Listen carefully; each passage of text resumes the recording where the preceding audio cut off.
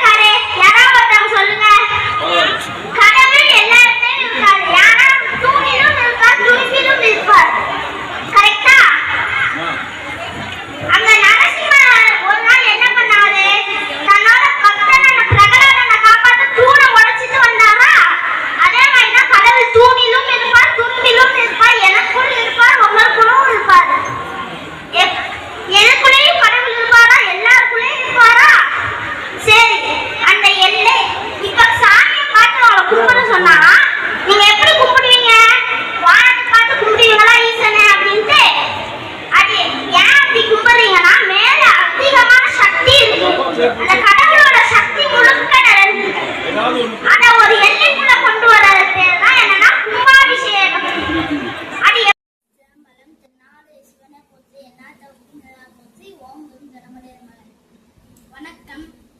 நீங்க நாங்க ஒரு வீடியோ போட்டிருப்போம், அதை நீங்க பார்த்துருப்பீங்க.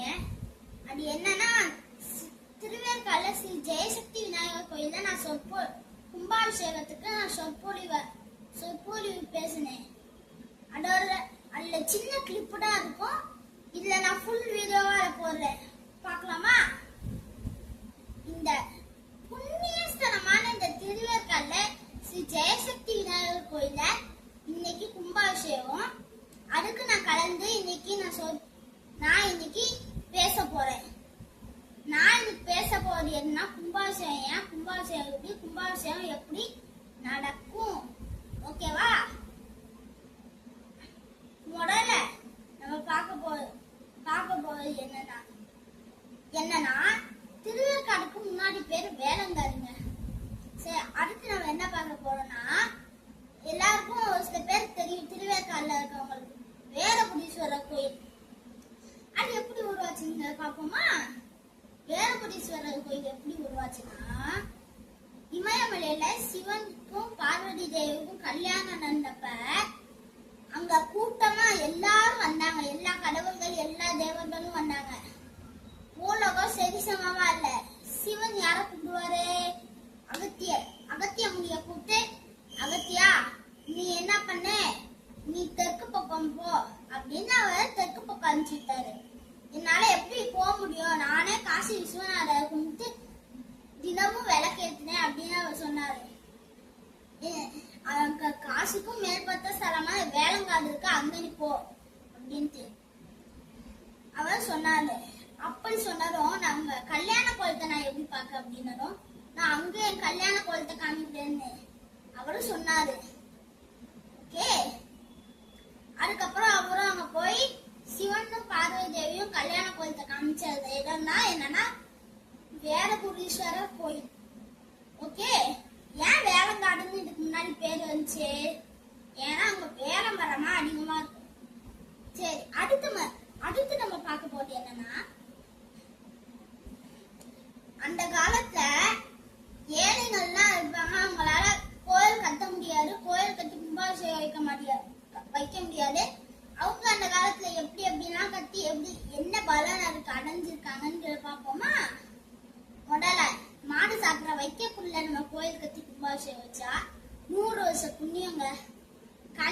களிமண்ல நம்ம கட்டி கும்பாபிஷேகம் வச்சா 100 வருஷம் புண்ணியங்க. அதுவே நம்ம செங்கல்ல கட்டி கோயில் கட்டி கும்பாபிஷேகம் வச்சா 100 வருஷம் புண்ணியங்க. அதுவே நம்ம கருங்கல்ல கோயில் கட்டி இது பண்ணா, என்னை விட்டு நீ போவே கூடாதுன்னு சிவன் சொல்வாருங்க. கைலாயத்துல அவர் பக்கத்துல வச்சு பண்ணி, என்னை விட்டு நீ போகவே கூடாது அப்படின்ட்டு பாத்துக்கிட்டீங்களா? அடுத்து நம்ம பார்க்க போறோம்னா, கும்பாபிஷேகத்துல 4 டைப், 4 இது இருக்கு. 4 இது எப்படின்னா கும்பாபிஷேகம்லான்னு பார்ப்போமா? முதல்ல ஆவர்த்தம், அனாவர்த்தம், புனராவர்த்தம், அந்தரிதம். ஓகே, ஆவர்த்தம்னா என்ன? கோயிலே இல்லாத இடத்துல கோயில் வைக்கிறது ஆவர்த்தம்.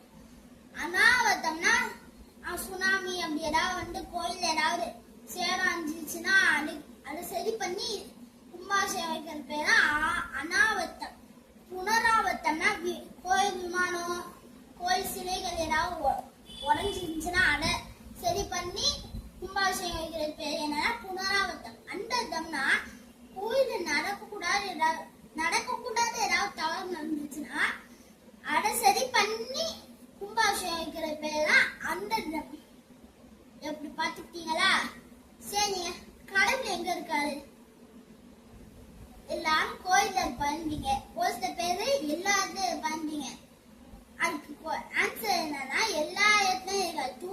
இருப்பார், துரும்பினவும் இருப்பார். அன்னைக்கு நீங்க நரசிம்மர் கதையை கேள்விப்பட்டிருப்பீங்க. நரசிம்மர் எப்படி வந்தார் தான் பக்தனான பிரகலாதனை காப்பாத்த தூணை உடைச்சு தூணை பிளந்துட்டு வந்தாரா? அந்த மாதிரிதான் இந்த கடவுள் தூணிலும் இருப்பார், எனக்குள்ளும் இருப்பார், உங்களுக்குள்ளும் இருப்பார். அப்படி நீங்க இப்ப சாமியை கும்பிட சொன்னீங்கன்னா எதை பார்த்து கும்பிடுவீங்க? மேல வானத்தை பார்த்து சிவாயம் ஈசனே நம்ம கும்பிடுவீங்களா? அது ஏன் அப்படி கும்பிடுறீங்கன்னா மேல இருக்க சக்தி, மேலதான் கடவுளோட சக்தி அதிகமா இருக்கு. அந்த அதிகமா இருக்க சக்திய எல்லையற்ற தெய்வத்தை ஒரு எல்லைக்குள்ள கொண்டு வர பேர் என்ன? கும்பாபிஷேகம். ஓகே, கும்பத்தை வச்சு அபிஷேகம் பண்ற பேர். அப்படி சொல்ல கும்பத்தை வச்சு அபிஷேகம் பண்ணனால கும்பாபிஷேகம். ஓகே, அந்த எல்லையற்ற தெய்வத்தை எப்படி அந்த எல்லைக்குள்ள கொண்டு வராங்கன்னு பாப்போமா? ஆகாயத்துல இருக்க சக்தி அந்த மந்திரத்தோட கலந்துது, அந்த காற்றோட அந்த மந்திர ஒளியோட கலந்து என்ன ஆகுதுன்னா இந்த கீழே யாகம் வந்து அந்த அக்கனையில வடிவம் தெரியுது. என்ன சாமி? நீங்க சிவன் நினைச்சீங்கன்னா சிவனை, அனுமான் நினைச்சீங்கன்னா அனுமான், விநாயகர் நினைச்சீங்கன்னா விநாயகர். நீங்க வீடியோலயும் பார்த்துருக்கலாம். அவங்க விநாயகர் நினைச்சு கும்பிட்டனால விநாயகர் இது தெரியும், விநாயகர் வடிவம் தெரியும். வீடியோலயும் நீங்க பார்க்கலாம். அதுவும் இல்லாம அவங்க கடவுள் வந்ததுக்கு அப்புறம் இப்ப சிவன் வச்சுக்கோங்க, சிவனே ஈசனே உனக்கு அடையாளம் இது, பக்கத்து கும்பு வச்சிருப்பாங்க, உனக்கு அடையாளம் இது அப்படின்ட்டு தர்பைக்குள் மூலமா இந்த அக்னியில இருந்து இந்த கும்பத்துக்குள்ள இருக்க நீருக்கு டிரான்ஸ்பர் பண்ணிடுறாங்க. அந்த கும்பம் என்ன தெரியுமா? அந்த கும்பம் என்னன்னா, சரி கும்பம் எப்படி உருவாகுதுன்னு பார்ப்போம். அந்த கும்பத்தை ஃபர்ஸ்ட் அந்த கும்பம் என்னன்னா உடம்பு. அந்த கும்பத்தோட தலை என்னன்னா தேங்காய். அல்ல ஞானக்கண்ணும் இருக்கா? யாருக்கு ஞானக்கண்ணு இருக்கும்? சிவபெருமானுக்கு ஞானக்கண்ணு இருக்கும். கரெக்டா? 3 கண் இருக்குமா? அதே மாதிரி இந்த தேங்காய்க்கும் ஞானக்கண்ணு இருக்கு, 3 கண் இருக்கு. பாத்தீங்களா? அதுவும் இல்லாம நூலை கட்டிருப்பாங்கல்ல, அந்த கும்பத்து மேல நூலை கட்டிருப்பாங்க. அது என்னன்னா 72,000 நாடு நரம்புகள் கட்டிருக்காங்க அந்த நூலா.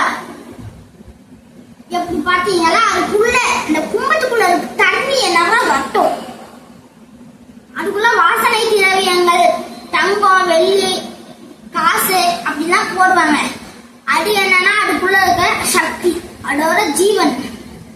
இப்படி இதாகப்போ இங்க இந்த கும்பத்துக்கும் கருவறைக்குள்ள இருக்க தெய்வத்துக்கும் ஒரு கனெக்ஷன் வச்சிருப்பாங்க. முதல்ல 10 நூல், தர்பை நூல், வெள்ளி கம்பி, தங்க கம்பியில வச்சு கனெக்ஷன் வச்சிருப்பாங்க. இந்த கும்பம் என்னன்னா தாய். இந்த கனெக்ஷன் என்னன்னா தாயோட தொப்புள் குடி. இந்த இது கருவறைக்குள்ள இருக்க தெய்வம் என்னன்னா குழந்தை. இங்க இருக்க அப்படியே சக்தி இப்படியே கருவறைக்குள்ள இருக்க தெய்வத்துக்கு போகுது. எப்படி பாத்தீங்களா? சரிங்க, இப்ப புரியுதாங்க எப்படி ஆகாயத்துல இருக்க சக்தி இங்க கருவறைக்குள்ள தெய்வத்துக்கு வருதுன்னு. இப்ப அந்த கோயில் எப்படி இருக்குன்னா ஒரு சக்தி களமா நிறைஞ்சிருக்குங்க. சரி, நீங்க கும்பாபிஷேகத்துக்கு 1 பைசா கொடுக்கலனாலும் அவனால அவன் தான் வணங்கி சாமி நினைச்சா வந்தா 1 பைசா அவங்களால கும்பாபிஷேகத்துக்கு கொடுக்க முடியும். அப்படி இருக்கப்ப இப்ப நான் வந்து அந்த கோயில் நான் போய் ஆன்மீக சொற்பொழி வாழ்த்திருக்கேன்னா எனக்கு ரொம்ப சந்தோஷமா இருக்கு. நீங்களும் பார்க்கணும்னு இருக்காங்கன்னா இப்பயும் நான் பேசுறேன். சரிங்க,